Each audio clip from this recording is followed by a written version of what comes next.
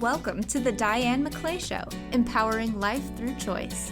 Get ready to discover new perspectives, motivation, and balance through Diane's compassionate storytelling and insightful discussions. Whether you're feeling stuck and discouraged or curious and looking for more possibilities, Diane has your back, and she's ready to take you on a journey of self-discovery and expansion. Choice is powerful, and so are you. The Diane McClay Show starts now.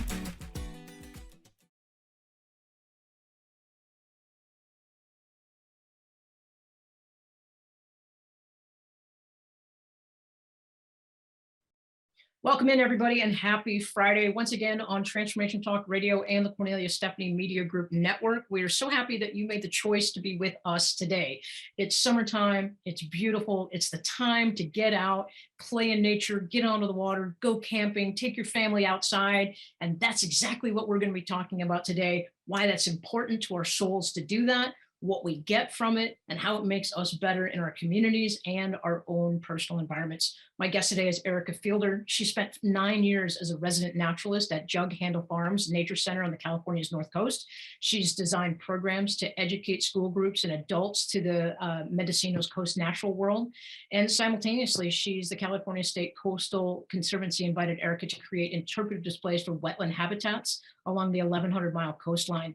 Erica uses science, writing, and artistic skills, and she's launched a decade career of creating interpretive displays for your pleasure. When you go on vacation and you redecide, there's a good chance that somebody like Erica has actually created a story so that you can connect to the nature and to the place.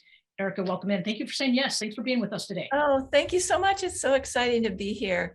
Actually, I've been making interpretive panels for 4 decades. I read that wrong. I apologize. 4 That's decades. all right, but I go, oh my God, is that really 4 decades? Yes, it is. So let's jump right into it. Why have you been doing this for so long, and why is creating interpretive panels? Obviously, it's a job. Obviously, you have a creative, artistic ability. But what motivates you to really connect people to the land, to the story, to the history, to the people?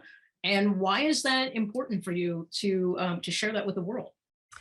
You know, I was sitting here waiting for the program to come on and looking at that very question that you sent to me, and I don't know the answer. I can't go deep enough to get that little place in me to say anything different but sort of superficial things.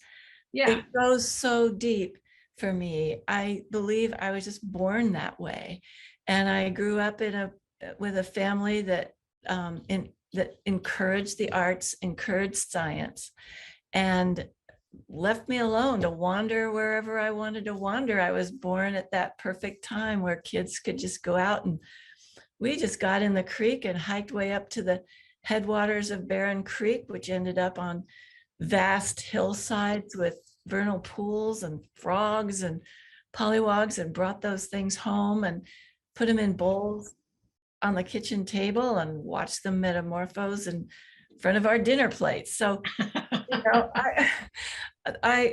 everybody was curious and excited and interested in all this life around us, and we camped. My brother and I had butterfly collections. I hate to say how many butterflies I killed as a child to put in my collection, but we all. But that's looking back with adult knowledge and adult language, right? I mean, I think we can give some forgiveness and grace to that child that has, as long as a child isn't being mean or purposely trying to destroy an animal just for the sheer pleasure of it. Right. I think that there's some grace that as adults, we can look back at our younger child self and say, yeah, I might have put some bugs in a jar too, so I could watch how they grew. And to me, you said a word that's really, really important to me about how I live my life and how I go through the world, and that's with curiosity.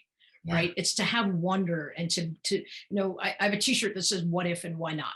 Right? What if we had more knowledge? What if we did something different? What if we saw it from a different perspective? And why not? So why not, you know, put a bug in a jar and look at it up close and identify it and learn more about it, right? Yes. And these days I do encourage children to look and release Right. when I teach. And I like to teach them to be incredibly delicate with wild things, especially small wild things, and just mostly experience and sense and enjoy the sensory experience of wild things, the smells, sometimes the tastes. I'm famous for licking banana slugs. And all right, so for our audiences who aren't from the what's a Pacific banana Northwest, slug? let's just tell a little bit about why would you do that? And then what is the sensation? Because there's a lot of people who are like, yeah, I'm not ever gonna I'm lick, not gonna I'm not do gonna lick that. it. But Well, it gets kids' attention, or whomever I'm with. If I'm taking a group right. out on a nature walk and we find a banana slug, it's ew, it's slimy, it's icky. It doesn't taste like anything. It's really tasteless. And if I chewed into it, because it's yellow, I mean, banana slugs can be this long. Right. Or And this long for our listening audience is, 6 to 8 inches, right? yeah, They could about be, that. I don't think I've seen longer than 8, but I've seen some pretty No, big that's ones. smaller, and they can look like bruised bananas. Some of them are bright, or a nice strong yellow, and others have these funny little brown or gray bruises. Looks like bruises, all those dots, and they look just like bananas. Yep. And so I do that to, like I said, get kids' attention and get them to break through something that has stopped them from even just touching something with their fingers. Right. I also like to turn the slug over on its tummy side, or its foot, as it's called, is showing, and you can see the ripples of its foot that glides it along. I mean, people go, well, how does this thing move? Well, there are these rippling muscles that pull it along, and Right. there's so much to look at and to as you put in your questions, make story out of, which I love too.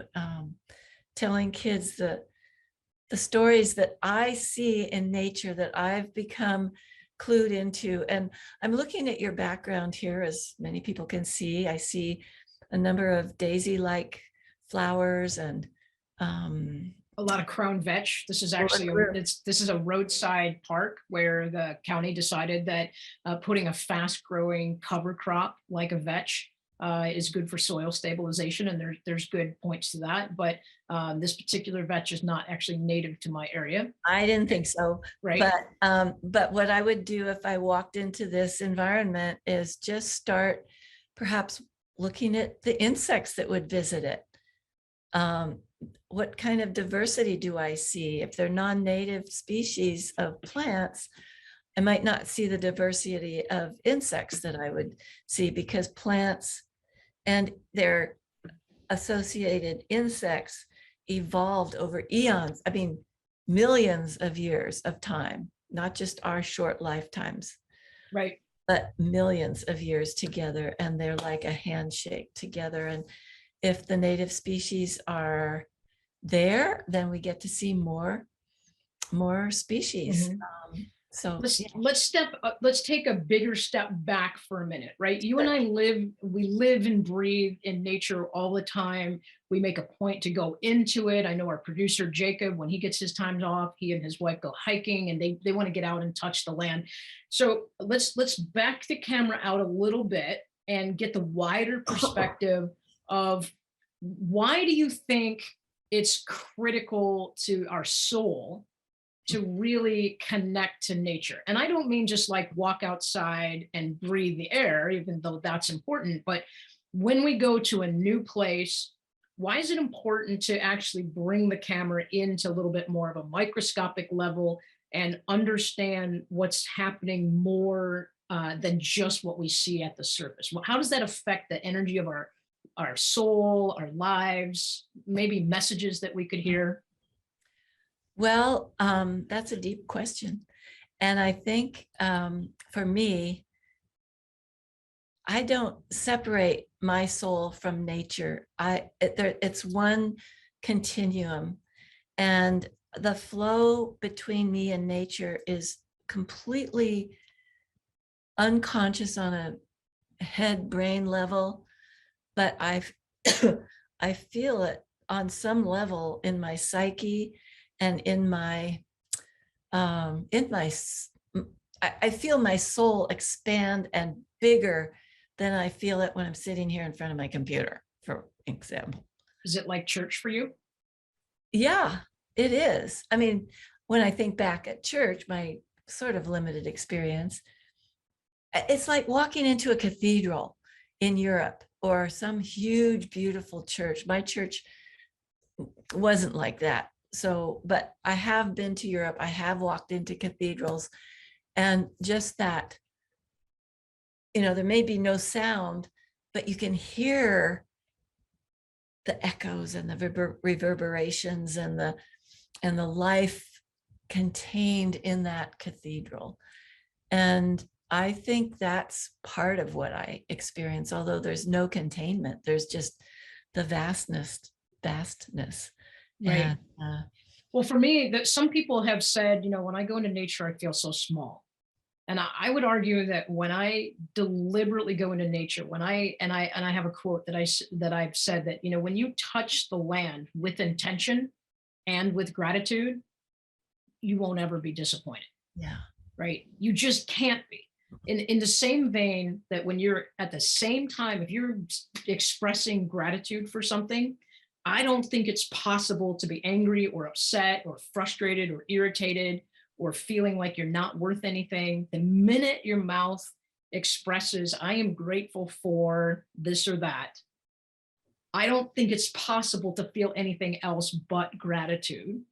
And for me, when I make a point to touch the land, and touching the land for me means being curious, looking at the microscopic, not just saying, oh, those are nice flowers, but what kind of a flower is that? Or what, as you said, what kind of insect is crawling on the flower, or what's happening in the whole ecosystem? And I want to talk about that in a minute. But for me, when I allow myself to really let my senses, when I take the social barrier off, and I just allow myself to be 100% present in any component of nature, it's like gratitude, where I can't feel anything else except that energy of nature.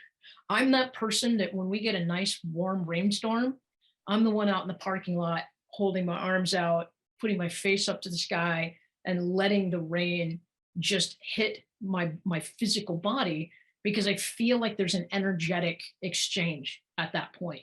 And nature does that for me. So I would argue that that's a way to actually feel more connected and less small in our world. And that reminds me of something that I have taught or thought about when I teach. I shouldn't even say teach. When I work with people, introducing them to the microscopic or the grand spaces, is are we voyeurs? Are we looking at nature? Or are we becoming a part of nature? Are we, we have bird feeders out our windows, so we're sort of voyeurs watching birds. But I, as an art project, I created a bird feeder hat, and with a very wide brim. I made it out of paper mache, and I got birds to land on it by putting it on a stool near my bird feeders and putting seed, taking the bird feeders away, and the birds would start coming to the hat for seed. And then I stand on the stool with the hat on me, and the birds landed on me, on my hat. And oh my gosh, was that a different experience from watching birds? And I know when I had people sitting under that hat, they say, but I can't see the birds. Well, this isn't about seeing birds. This is about experiencing them with other than your eyeballs, which are our strongest sense. It's about listening and feeling how heavy they are and how they move around, and hearing the little scratchy toes on the sort of on the brim of the paper mache hat. And I just found that so exciting. And I heard birds saying things that you never would hear them at the bird feeder. Wow. Little mumbles and chirps. And birds even talk to themselves very quietly. And who knew? Right. Well, and I think you bring up a good point. Humans are the one animal where we get a lot of our information from sight, right? But a lot of animals get more information with their sense of smell, or if they're mammals like monkeys, it might be smell and taste and touch. But if we were to mimic how nature gets its information by closing our eyes and just really using our ears and our smell. And when we say taste, like if you don't know what you're putting in your mouth, don't put it in your mouth. Like, let's just be clear about that, right? We don't want anybody inadvertently picking poison oak or, Oh, poison no. sumac or something, right? So if you have a trained guide with you, and even with mushrooms, like a lot of people find a wild mushroom and they assume they can eat it, right? Nature can kill you. So let's just put the disclaimer out there right now that if you really aren't 100% sure of what it is and you're a novice at connecting with nature, taste is not the first way we would encourage you to do that, right? Sitting and listening, closing your eyes, using your nose, touching things. If again, there are some things that if you touch them, they could be irritants or be poisonous to you. But starting with your smell and your hearing and replacing your eyesight is a way I think people can immerse themselves in nature and have a completely different experience. And if you don't believe me, I did an experiment with some third graders, trying to wrangle third graders on a school trip as soon as they know they're out of school and on the bus and the teacher's not always going to be able to watch them. You've been around kids a lot. Sometimes that's crazy, right? Wrangling cats might be easier. So what I did is when I got off the bus and I knew they had tons of energy, I said, okay, stop for a minute and smell. And then I had them do a bunch of jumping jacks and wiggle exercises where they just elevated their blood pressure and moved the blood in their body. And then I made them close their eyes and stand still and smell. And then I asked them if they smelled more things, different things. And it was interesting because even in just 30 seconds, third graders could tell me a layer of smells, whereas before it smelled hot or it smelled dry or it smelled like dirt. Now someone said, "Ooh, I smell lemon," or "I smell like cut grass," or the ability for a third grader to slow down enough for 30 seconds and bring their concept of smell in, that allowed us to go on the nature walk. And then, we basically stopped every 10 feet and we smelled things. And I would pick up, peat mossy type wet dirt. And I'd say, smell this, or lemon balm, smell this, or rose hips and smell this. So I think when we integrate our senses into nature, I think it drops barriers that we typically have. And I think it invites nature to actually engage with us more. Do you agree? Oh, yes. In fact, I'm thinking also of experiences I've had personally, because let's talk about adults trying to be still and walk a trail and be quiet when they're with 10 other people in their phones. And I think one of the things that people might want to try is just walking quietly along a trail, no talking, and just smell as you go along the trail, these ribbons of scent that you pass through. Maybe you pass by a ceanothus bush, which puts out these resinous oils in the warm sun, and you can smell it without touching it. Or you can smell dry grass or the bark of trees. Anything, try anything and smell just all kinds of things quietly. You can just walk. You don't have to even bend and touch. Then the other thing that when you get quiet like that, and start noticing smells, you might notice the temperature or humid differences on your skin. As you pass into a shady area, you can feel, oh, it's a little cooler here. Oh, I never noticed that before. It's cool and then warm. Then it's a little dampish when I cross this little stream. The air around us is just loaded with experience. Exactly. I think we can when we can slow down, we can experience that. Well, and you said something that I think is a good challenge for our listeners. We are so driven by the Facebook, social media, Instagram, Twitter. There's probably like 10 others that new kids use these days. You know, it's like we go to a place and we capture it with our phone more than our mind. And then we translate that image to someone else and we tell them that it was amazing, right? I would challenge any of And our then we're audience. done. Yeah, and then we're done, right? And then, but what happens is that those digital images stay in the camera. Not many people print pictures anymore. Not many people send their pictures to someone else unless they put it up on social media. And there's nothing wrong with that. I certainly have, my phone is loaded with nature pictures with the intent to promote inspirational nature messages. So I'm not dissing anybody on that. But my challenge to our audience members is if you're feeling stressed, anxious, worried, concerned, irritated, any of the, you know, down, depressed, any of those negative emotions, this would be the time that I would encourage people, get your happy picture shot that you can share with your family and friends, and then actually just put your phone away and stay in that same spot that inspired you to take the picture, and then just sit, right? And ask yourself, what message is there for me to hear today, or for me to receive with my soul or my body? Right?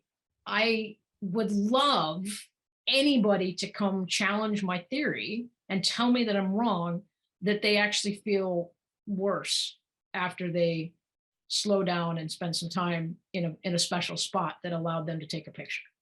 Now, again, if you inadvertently sit in poison oak, obviously, I know you're going to feel worse, right? If you sit in stinging nettles, obviously, you're going to feel worse. But I'm looking for that person who says, you know what, Di, you are wrong. When I went to nature and I was stressed out, everything in my head got worse. Because I think that maybe in the moment, I think nature allows us to be vulnerable and allows us to kind of express our sadness. But then as soon as it comes out of our body, nature is ready to refill us with something even more magical, more beautiful. Yeah. And if we need to cry, we need to cry. Or if we need to shake, we can shake. Nobody's looking, hopefully. Right. Well, the fir tree or the cedar tree isn't going to judge you if you're crying in nature. No. Right. So I guess I really, really believe in this. And I think this is medicine. I just read an article on NPR that there are Canadian provincial parks that are now working with medical doctors, allowing medical doctors to prescribe annual passes or access passes to the national parks for clients who have significant health issues, mental health issues, physical health issues, emotional health issues. And I mean, think about that. There is a partnership, and I think we have something similar in the US. I haven't heard a lot about it, but doctors are actually prescribing time in nature to people who have ongoing and chronic health issues, because there's starting to be evidence in science that tells us that nature can restore a lot of things that pharmaceuticals cannot. I have heard that too. And I think that is, to me, very exciting, because it gives nature legitimacy in a world that doesn't give it much credence at all. I mean, look how we've treated it. So this makes it much more important to the vitalness of our lives. And sitting in nature quietly, hopefully you can, even if you're with a group, you can say, hey, let's just take a half hour, everybody, and get back here at so-and-so 30, and let's just go wander off and find a little spot to ourselves and sit quietly, or just do it on your own or with your partner, whomever you're walking with, one other person, and just split up for a little while. I once created some little booklets to give out to, this was for grownups, to people on my nature walks. And they went out with these booklets on their own. And I said, don't read ahead, don't look ahead. They're only like 4 pages, and they're tiny. they folded. So you unfold them. And one of the directions was sit still until something falls. And they look at me and go, what's going to fall? And so a leaf falls. A spider comes down on a web. An insect drops off a bush. You know, be amazed how many things are moving, being pulled by gravity. And by the way, I have a list of 53 senses. We're stuck in our language with identifying what, 5, and then we kind of giggle and say, oh yeah, I have a 6th sense. We have way more than that, because we have the sense of dryness and moisture. Those are separate nerve endings. Those are separate senses. We have a sense of gravity. Whoever thought about gravity being a sense? But we know that if we don't pay attention to that sense, we could stumble. So there are plenty of senses to call forth in your experience of the natural world. I think that's interesting, and I want to tap into that a little bit more after break. And I want to, before we go to break, I just want to call out, I just went on a hike the other day, and I took a 75-year-old friend of mine, and she's walking with poles, but she's walking down a lot. And she said, I have to watch where I'm going, otherwise I'll fall. And I said, okay, that's fine. But what that really means is in the next 3 miles that we're going to hike to this waterfall, you actually need to purposely stop in the middle of your path, set your poles so that you're stable, and then slowly lift your head up and look around you. And I think I'll leave people with this. Too often, we get so focused on getting to the destination of the hike that we really don't experience what the whole hike is about to begin with, right? So I would encourage people that when they're going for a walk, even if it's in their own neighborhood, stop and look around. And my steps are this: observe something and ask yourself, what is the lesson that that's supposed to teach me? Or what memory does that make me think of? That's another powerful tool to allow your visual connection to a memory and then connect that to senses. Yes, and even if it's an exercise walk, keep looking around, get your aerobics in, and then slow way down and look around. I mean, absorb that nature that's around you if you can get out to a more natural area. Exactly. So let's do this. Let's take a quick break. I'm talking to Erica Fielder, who is a designer of interpretive panels. She tells stories to people that go to different areas: history, geology, people, the lay of the land, animals, and plants. And the reason why we're talking with her today is about how we reconnect nature to our souls. We're going to talk a little bit more about that when we come right back after the break.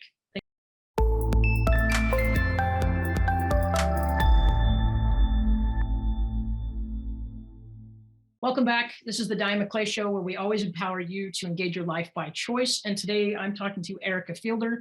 She is a designer of interpretive story panels and signs that you might find anywhere along a nature trail, an estuary, maybe even in a city.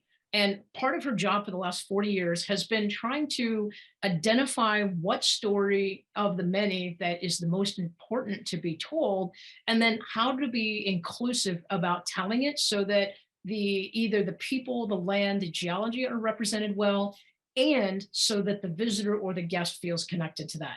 And before the break, we were talking about really connecting our souls to nature and how we can improve with that.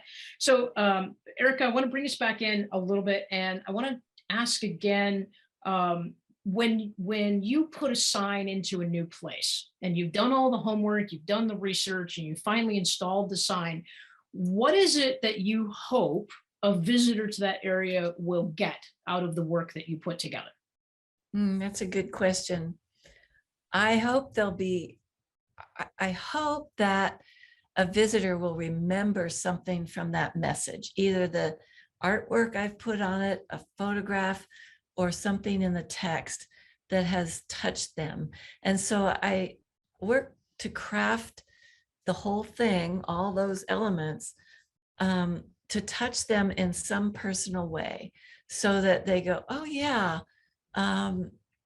that's a lot of frog eggs. I can imagine what that frog must feel like, because I was pregnant twice, and that was kind of that was a big experience. So that frog there is about ready to lay her eggs in that pond. So things like that, to connect nature with our human experience. And why is it important to connect? I mean, that's going to be it sounds like a deep question, but that's my question. I can never quite answer, except to say that I believe, I can only speak for myself, but I know for myself that my soul and the soul of all wild things and nature is all one soul. And without nature, I'm not a complete soulful person. I'm missing a huge part of myself. And so I have to go make those connections every day. Every day I walk out, even just in my garden, and make a connection to the plants I've planted for pollinators, to go see what insects are coming onto them. But, I realize some people don't have gardens. They don't have garden spaces. They might have balconies. They might have a pot on the window. And I do know from my own experience, again, that plants have things to say to us. And it's critical. I remember I did live in an apartment, and I did have windowsill pots with plants. And if I walked by ignoring that plant for a couple of days, I would, not a physical tug, but there was a, oh, okay, I gotta go look at this plant. Something's going on with it. And sure enough, it needed water, or there was an insect munching on it, or something like that. I truly felt an impact of some sort. I can't even describe it. The English language is really missing a lot of words, as far as I'm concerned, for us to connect with nature, because we, for so long, have been, for the most part, cityfied. We've lost our indigenous connections, those of us who are of European descent. And hundreds, maybe thousands of years ago, we began to lose these connections. And now is the time to reconnect. The planet is crying for us to reconnect. We're crying to reconnect with nature. It's going both ways. The planet is calling to us, and we're calling to it. And we need to make that connection, I believe. Well, and we keep saying the word connection, but I think it's in our human psyche to want to feel connected to something that feels meaningful, purposeful, inspiring. It's why we have art. It's why we have music. It's why we have, people want to feel connected to a sports team, right? They want to feel connected to somebody else's accolades. I think it's something really, really deep in our roots. And maybe that, because we've lost that indigenous connection to the land, where we would feel the rhythm of the earth during the seasons. We, even our white ancestors, there was a point where people were much, much, much more connected to the plants and the animals and the earth itself than we could hope to be. And maybe as humans, we're trying to create all these other connections to fulfill that loss. And it's just, I don't know, I'm not a psychologist, but maybe that's a theory, that in absence of the connection to nature that gives us information about our environment and our souls and what's healthy for us and what's not, maybe we've sort of created these social habits of trying to be connected to things that are bigger than us. And that's where I like challenging people to look at things from a different perspective.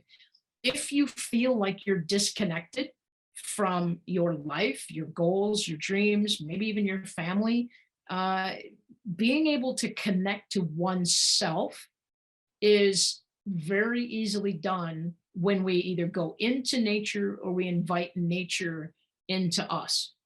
I'm holding up a a magnifying glass you mentioned over the break. I said, well, how do city people who don't have access to trails like we do, how do we engage them in this beauty of self-discovery and nature? And you mentioned that you've written a book. It's called Ecology for City Kids and City Safaris. It's a Sierra Club guide to teaching ecology in cities. So what are some of the teaching points or the lessons about getting yourself a magnifying glass and going out and looking around your surroundings? Well, that's just it. Grabbing a magnifying glass, or even just looking with your eyes if you don't have a magnifying glass, and go outside, look at the cracks in the sidewalk. That's one of the richest nature communities you might have around. And I think you might be surprised to find a whole little ecosystem in there. Nature fills every spot with an ecosystem. Even if we try to pave it over, she'll find a crack, a little tiny square or rectangle that someone opened up to the soil to plant a tree in the sidewalk. All those things have evolved over a short period of time to get some sort of a balance going. The balance is so critical for enough insects, enough little tiny plants to keep a little ecology moving through that little crack. And so I encourage that. I encourage going to a vacant lot and setting up a little kneeling spot. And again, with just your eyes or with a magnifying glass, don't even travel more than a foot or 3 feet in any direction, and just part the grass and look deeply and count, take a little pencil and paper and count the bugs you see. Take a piece of white sheet, put it under a shrub and shake that shrub and see what falls out, and see how many little creatures are actually living in that shrub. And then be very careful to shake the sheet back into the shrub so they find their homes again. But you'll be surprised at how much nature is around you. We live in a house that my husband built a long time ago, and he tells me he forgot to put caulk around a certain portion of the walls. And it's amazing how much nature crawls in in that little crevice. Right. And we're always putting things outside. We have a designated jar for insects and other little beings. And we just are so fascinated with what comes through our lives. What are some of the lessons that you have personally learned that you can apply to both your personal and work world that nature has taught you? Or when you've taken a group out, what's been the biggest aha that you've heard somebody exclaim? Not just how cool something is, but the take home lesson that you feel is going to influence them in their personal world. Wow, so many. Unfortunately, my mind isn't alighting at the moment on any one. What keeps coming back to me is that when you are observing with all your senses, nature can be a really safe place to be in. We are of nature. We are born of nature. We die of nature. I mean, we are of nature. And yes, you keep your hands away from a honeybee, or you, like you said a number of times, Diane, don't eat poison oak and nettles. Well, that's easy to go look them up in a book and say, oh, leaves of 3, let it be. Or, oh, I see what stinging nettles are. And, they don't kill you. It's an experience. It'll be a tactile experience if you get brushed by a nettle and, oh my gosh, I read about that. That's what it feels like. Yep. It'll go away by the time you wake up the next morning, or even at 5 o'clock in the evening, it'll be gone, that sensation. But nature is safe, I believe. I think you're right. And I think it's great to reiterate that, because a lot of people have a big fear of the unknown. They make stories up in their head about what could happen to them. Oh yeah. Military people, especially from the Navy, will say, keep your head on swivel. It's a very common phrase, which is, you're always got your head looking around. I was up in country at about 3,000 feet 2 days ago, not super high, but I know what huckleberry plants look like. And my first question was, are the berries starting to come on? Because if the berries are starting to come on, that means the bears are starting to come down. Now, I didn't see any berries yet, so I felt safer. But sure enough, I walked 100 yards down this trail, and because I was attentive to I was looking around me, I wasn't specifically looking for bear poop. But when I saw a big pile of poop, and it was like, wow, this is really big. And I got a stick and I poked at it because my first curiosity about animal scat is how fresh is it? Right. And then the second curiosity question is, what's in it? And it was all grass, right? So it tells me that if the bear is around, it's only eating vegetation or bugs at this point. I didn't see berry seeds, and the joke about a difference between a black bear and a grizzly bear scat is, black bear has seeds and berries and grass, and a grizzly bear has little bells and tennis shoelaces in it. Yeah. Right? But my curiosity was, and my first question was how dry is it? If it was wet and gooey, I would not have stayed in that area at all, right? Because that was telling me that particular area may not be safe. But it was a little crunchy on the outside. It was kind of dehydrated. It wasn't completely dry. So what it made me say is, okay, there's a bear in the area. It didn't come by here in the last 5 minutes, but I need to keep my head on swivel, and maybe I need to find a different trail if I'm not comfortable. So the lesson that I get from nature is, if I listen and if I look, I get the information I need. I wasn't full of bravado and saying, I'm going to hike this trail no matter what. I said, there's bear poop here. I'll probably just go find another trail, because that makes me feel more balanced, more safe, more calm. Right? Yeah. And I would say, I think the Navy has a thought in mind about keeping your head on swivel as looking out for something that the Navy might want to know about, not a honeybee or a Right. bird flying by. Keeping your head on swivel in nature could be just what you're talking about, making sure you remain safe and keep your smarts about you. But also, oh my gosh, if I hadn't looked over here, I wouldn't have seen that moth camouflage itself against the bark of that tree. How cool is that? Right. Or I might not have seen that nest, hummingbird nest, just hanging right at the tip of that branch in front of my nose, but I would have missed it. So it's a good idea to just keep looking in all directions.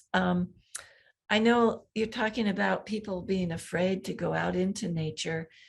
I've done many years of solo backpacking and kayaking, and I do that because of my curiosity and yearning to get ever deeper. There's a place that keeps wanting to get deeper with nature. And I know when I'm with another person, I mean, my husband's different. He is as curious as I am, and we will just geek out all day long on nature. But by myself, I do have my wits about me, and I do need to take some risks. But here I am, all my fingers and toes.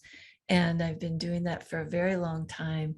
And I'm hoping that people will even start out small. I would start out in my Bay Area home area by taking solo walks on Mount Tamalpais, and then I started doing little overnights, just putting a few pieces of food and a blanket in my knapsack and staying overnight on Mount Tamalpais, and making sure I went somewhere where nobody would find me.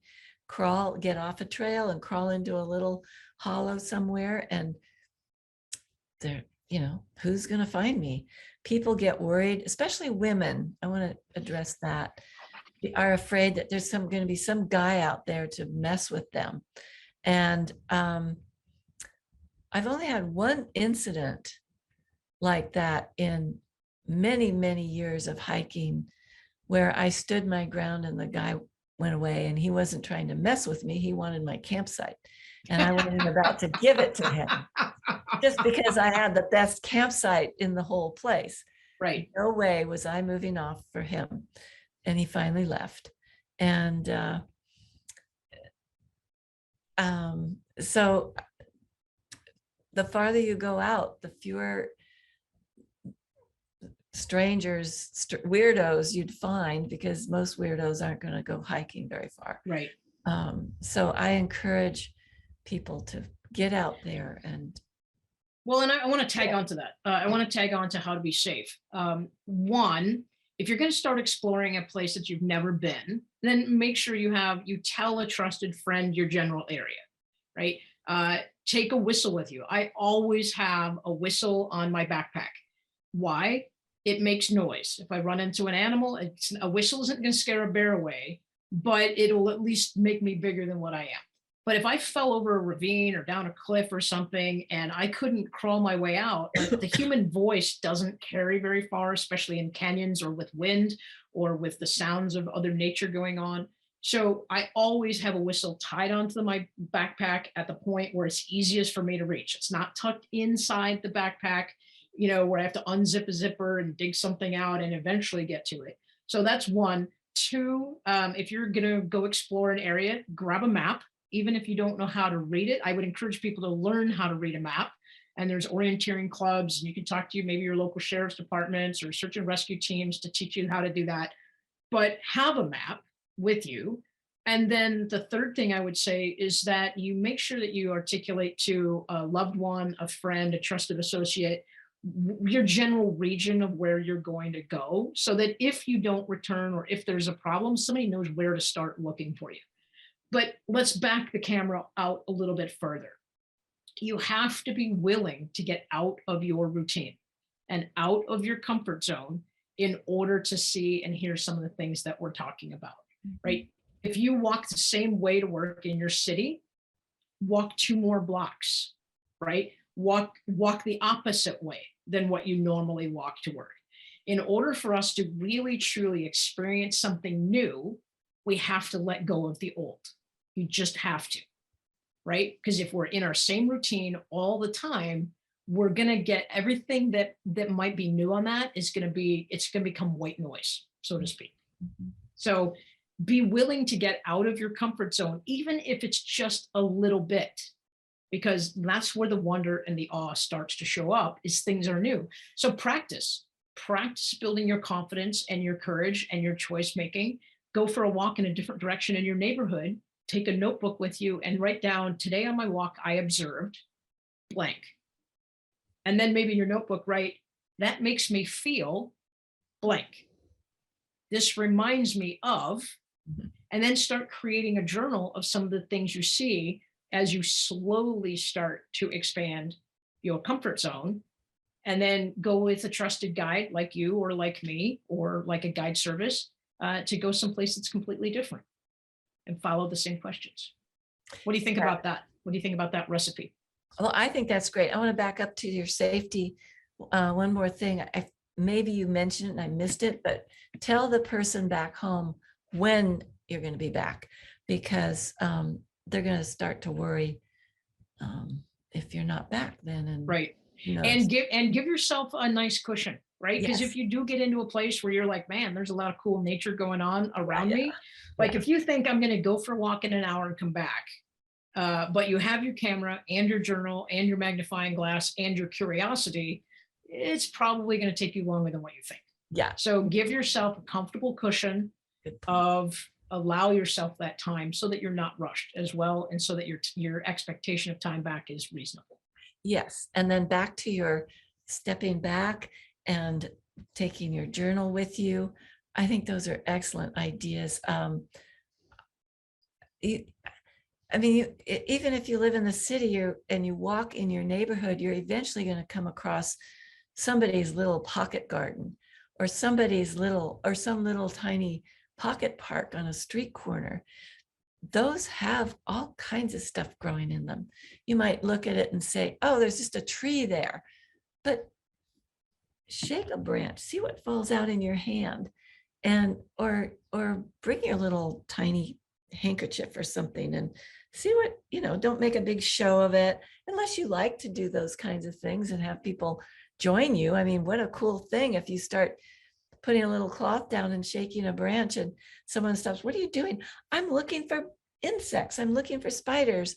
Look at that. Look how many things you might turn somebody else on to, maybe make a friend and say, let's go do this again sometime. Who knows?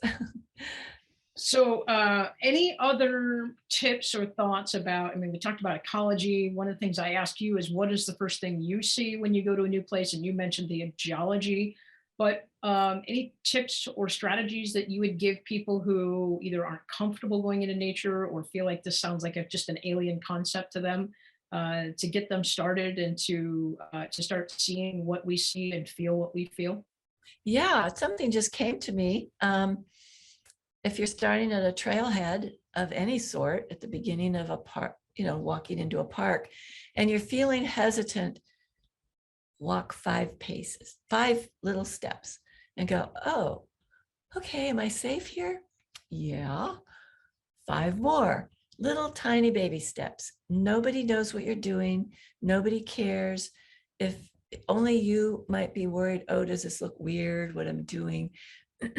But ease yourself into a natural world or a new place and just sniff the wind, look for bear scat. That's a metaphor now. You can use that as a metaphor. I'm looking for bear scat. I'm just walking here slowly. And someone will look, really? Bears here in this part? Central Park? No way. But anyway, use that as a metaphor and take your time and use your senses.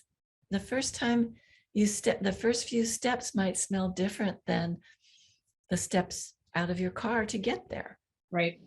And Right. notice that shift the minute you get into that place. And why, can you imagine if we didn't do this, like how we would be as humans if we didn't make these efforts to engage with nature and allow nature to engage with us? Well, yes, I can. I think both nature and us would be pretty worn out and shabby looking in a certain way. I think our enjoyment and our connection with nature keeps us very alert to what's going on and even some damage that might be happening in nature, and tuning into becoming more protective of our surroundings. And if we don't go into nature, things can happen in nature that we would know nothing about, that would be lessening its vitality, including lessening our vitality as well. So it's a mutual thing, and it's a reciprocal kind of experience, I think, to be tuned into nature. Absolutely. So we only have a couple of minutes left. Eric, I just want to say thank you for sitting with me and talking a little bit about nature, because I think that it's, for me, I live in this beautiful place that sometimes I take it for granted, and I don't ever mean to do that. So having a purposeful, intentional, meaning-filled conversation about connecting to the land and connecting to something new, it certainly has revitalized me, and to make sure that I find something intentional about each of my trips into nature. So thank you for doing that. Can people still buy your book that you created? Well, they could probably find copies in it as used. They're long out of print. And Okay. however, every now and then one shows up. And Okay. so they're out there. Actually, City Safaris is the one that Sierra Club did. Ecology for City Kids, my colleague Carolyn Schaefer and of Ashland, Oregon, and I self-published with a grant from the San Francisco Foundation many years ago, and they're still around. Every now and then I hear of one. So Excellent. take a look if you can find them. Great. And real quick, if people want to take a look at some of the work that you've done, or if they want to reach out to you, if they're an agency or a corporation that has some interpreting that they want to have done, how can people find you? I'm at Erica Fielder Studio. That's one studio, ericafielderstudio.com. Okay, excellent for that. And I'm just going to leave people with this. Just thank you again for being here. Thank you for the work that you are doing to tell the story. That's what we do in Transformation Talk Radio, is we try to tell stories to help people feel connected to our messaging. So keep doing what you're doing and go forward and do good things. And hopefully we will see you on the trail someday. I'm Diane McClay. Thanks for joining us, Erica. And I'm Diane McClay. You can find me at dianemcclay.com or the Cornelia Stephanie Media Group app. If you download it at Google Play, look for me under the directory. You can find me there. Everybody have a great weekend and go touch the land. Thank you for listening to the Diane McClay Show, where you are empowered to enact change in your life through choice. You know that little voice in your head that's been telling you to pursue that passion project? Or maybe it's been screaming for you to go outside and explore the great outdoors. That voice is you, and you deserve to be heard. Listen, make a choice, make a change, and watch yourself grow. For more information about Diane or to work with her personally, visit dianemcclay.com.